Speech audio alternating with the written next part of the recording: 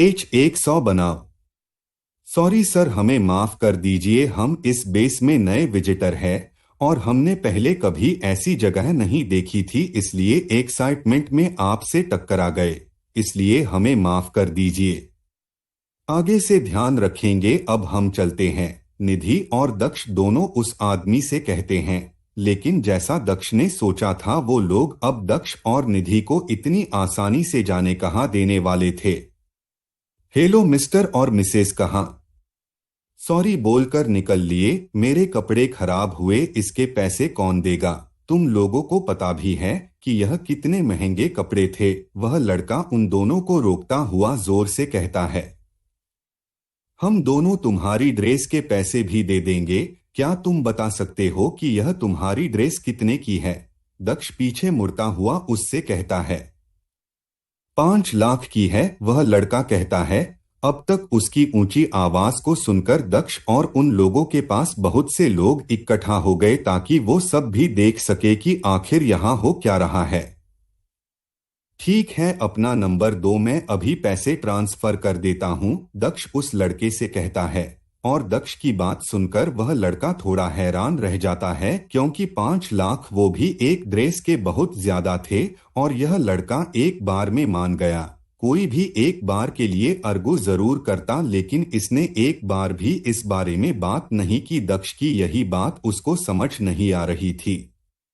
नहीं नहीं, मैं ऐसे ही किसी इंसान से जिसने अपना फेस भी हाइड कर रखा है, मैं उससे पैसे कैसे ट्रांसफर करवा सकता हूँ? क्या पता तुम कोई क्रिमिनल निकले तो पुलिस तो मुझे इसका साथी समझकर अरेस्ट कर लेगी, इसलिए पहले अपना चेहरा दिखाओ। वह लड़का एक बार फिर दक्ष से कहता है, यह इंसान बेफालतू में मेरे लिए परेशानी खड़ी कर रहा है। दक्ष अब इससे काफी इरिटेट होता हुआ अपने मन में कहता है और उसके बाद अपना मास्क उतार देता है। और जैसे ही दक्ष अपना मास्क उतरता है, वैसे ही उस भीड़ में से कुछ ही लोग दक्ष को पहचान लेते हैं, लेकिन वो लोग किसी और से कुछ नहीं कहते हैं। लेकिन दक्ष के सामने जो लड़का था वह और उसका भाई दक्ष के जाने के बहुत समय बाद नोवा बेस आए थे, इसलिए वो लोग दक्ष के बारे में कुछ नहीं जानते हैं। क्या अब तुम सेटिस्फाइड हो? दक्ष एक बार फिर से उस लड़के से पूछता है। लेकिन हम यह कैसे मान ले कि तुम एक क्रिमिनल नहीं हो? वह लड़का एक बार फिर से दक्ष से कहता है। हेलो मिस्टर, सुनो, अब यह सब बहुत ज्यादा हो रहा है, और रही बात पैसे की, वो मैं क्यों दूं? जब तुम लोग देखकर नहीं चल सकते हो तो उसमें मेरी और मेरी बहन की क्या गलती है? और 5 लाख किस ड्रेस के खराब होने पर मांग रहे हैं, जो 5,000 रुपए की ड्रेस नहीं है, और ऊपर से मुझे क्रिमिनल बोल रहे हो?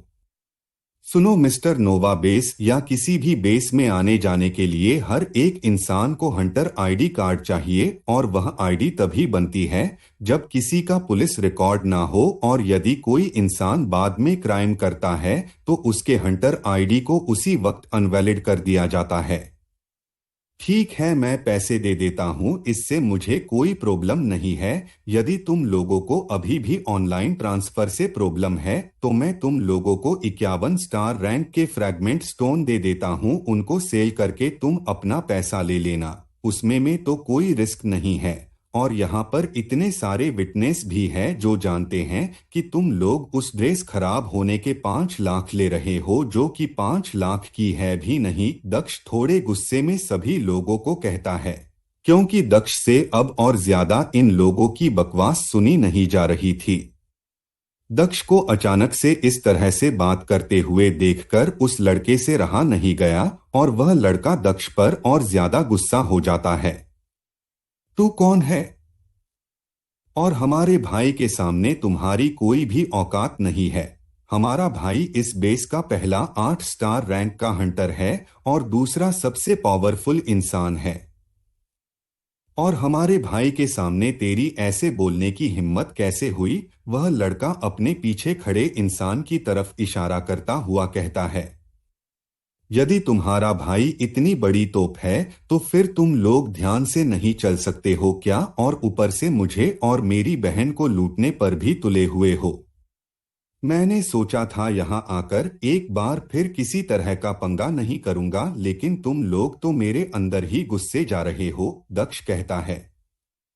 हम लोग देखकर नहीं चलते हैं, यह क्या बात हुई? अभी तो तुम हमें पैसे दे रहे थे और अब तुम कह रहे हो कि हम ही देखकर नहीं चल रहे थे। वह लड़का दक्ष की बातों को उसी पर डालता हुआ कहता है, जिसे सुनकर सभी लोग दक्ष को तरफ देखने लगते हैं। तुम भूल गए हो कि यहाँ चारों तरफ सीसीटीवी कैमरा लगे हुए हैं, दक्ष कहता है, और दक्ष की बात सुनकर वह लड़का चुप हो जाता है। क्या हुआ, चुप क्यों हो गए? तुम कहो तो मैं बेस की मैन स्क्रीन पर भी तुम्हारी सीसीटीवी फुटेज दिखवा सकता हूँ। मैं पंगा नहीं चाहता था, इसलिए पैसे देकर निकल रहा था, लेकिन तुम लोगों को तो अपनी टांग बीच में घुसानी है, दक्ष कहता है, और उसकी बात सुनकर उन लोगों में से एक भी नहीं बोलता है। अभी दक्ष और वह लड़का आपस में लड़ ही रहे थे कि तभी भीड़ अचानक से एक रास्ता बना देती है और उस रास्ते में से एक लड़की और उसके पीछे कई सारी और लड़कियां वहां पर आ जाती है। उन लड़कियों की लीडर को देखकर दक्ष हैरान रह जाता है।